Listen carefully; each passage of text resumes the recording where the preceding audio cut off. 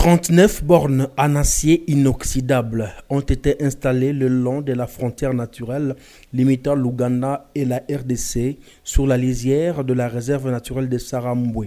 Cette réaffirmation des limites, facilitée par la collaboration transfrontalière du Grand Virunga, a fait recours aux experts de la République démocratique du Congo et de l'Ouganda, ainsi qu'à une documentation internationale, indique Mukeshimana Juvenal, cadre à la DVTC. Vous savez qu'il n'y a pas de frontières naturelles que vous pouvez voir dans ces parcs.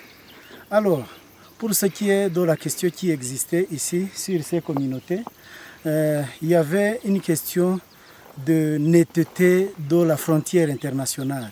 Donc la frontière internationale entre l'Ouganda et la RDC n'était pas claire.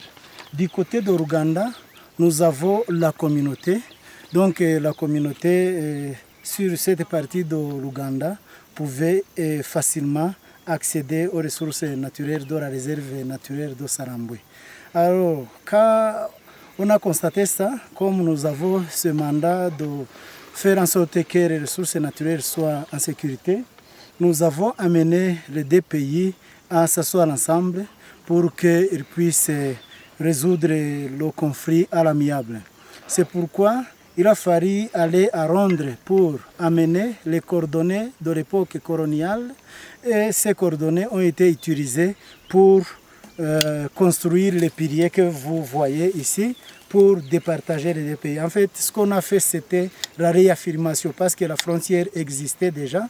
Donc, c'était pour réaffirmer la frontière entre la RDC et l'Ouganda.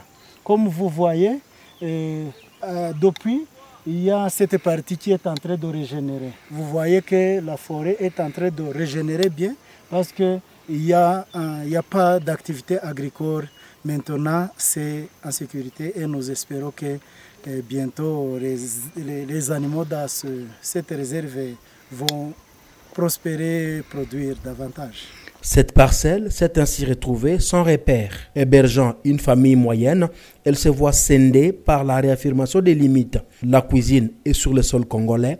La maison d'habitation en Ouganda révèle M. John, son propriétaire. Chilikuwa chetu cha zamani basukuru ndo walikamata hapa. Nalima maharaki na viazi.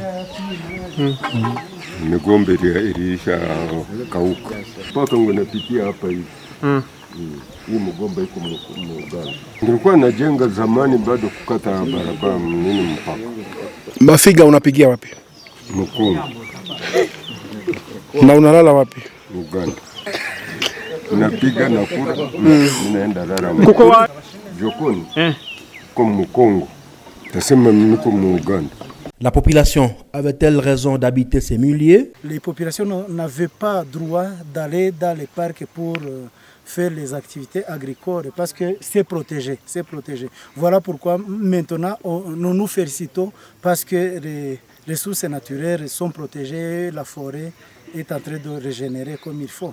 Certains disaient nous sommes nés ici, c'est ici notre pays.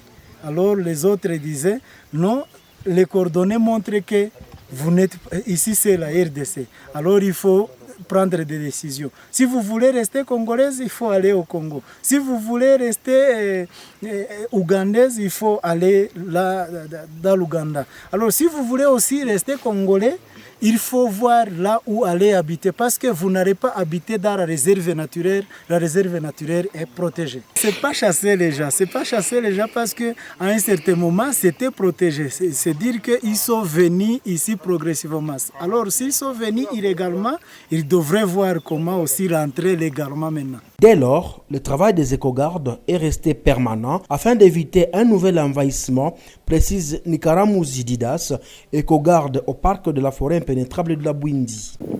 Bahati mzuri watu walikuwa bado jenga, labda walikuwa na mashamba lao ambalo ilikuwa condition namna ilikuwa paka, tukawaelezea kwamba ni wajibu ya hawa kuacha paka alafu minyama ikajetawala. Sisi rangers kila siku tunahakikisha kwamba namna wameweka reaffirmation policy, tunahakikisha kwamba ziko maintained ile watu wasirudie kuingilia Sarambwe ama Sarambwe arudi kuingilia wananchi namna tangu walikuwa wanagombania dongo hii. Ndio kazi yenye tunafanya kila siku. Kazi bado iko nyepesi, hakuna shida lolote. Yaani tunajurusha wakongomani ile wenye wanakaa pale Salambwe, tunatumika kazi pamoja. Hata kama bado kuja vile kazi iko rahisi kwetu. Salambwe Salambwe kulindwa vizuri, na lazima warudishe ile rangers wenye naweza kuita rangers ambao mnawaita Wagalad, wakae ili waweze kutumikia eneo hii, wananchi waache kuingilia. Yani tumepata kwamba kuna shida ya poaching hapa, namna watu wanachukua muda mrefu bila kutembelea eneo hili. Sisi rangers ya Uganda, sisi ndio tunajaribu kuchunga eneo, kuhakikisha kwamba eneo imekuwa salama. Mimi naomba kama kuna usaidizi yoyote wanaweza kutusaidia ili tukuwa tunafanya coordinated patrols, tushare ujuzi letu na Wakongo na Uganda ili tuweze kuchunga mnyama na mali. Néanmoins, la proximité des espaces reconnus à la communauté et les parcs ne se passe pas sans conflit homme-animal, comme le dit Ismaël Makabwe, tout en signifiant divers mécanismes adaptés quant à ceux. Mnyama zaidi inaenda nje ya park. Kuna baboon, kuna elephant, kuna gorilla, na mnyama zingine. Kama zafika nje, kuna njia mingi ya kuchunga mnyama kama zinaenda nje, sio kuzuia. Kama zinaenda nje, kwa ya kwanza tunasikiliza na wananchi. Tunawafundisha kama mnyama inaenda nje usiue.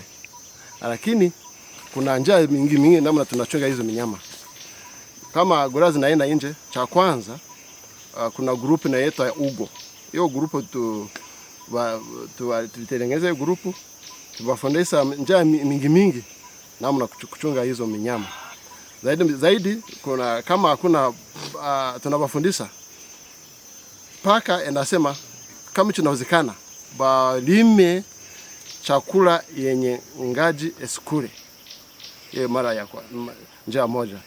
Chingine hiyo grupu ya Ugo kama gorilla zinaenda nje, wanamwambia pack mnyama ziko nje.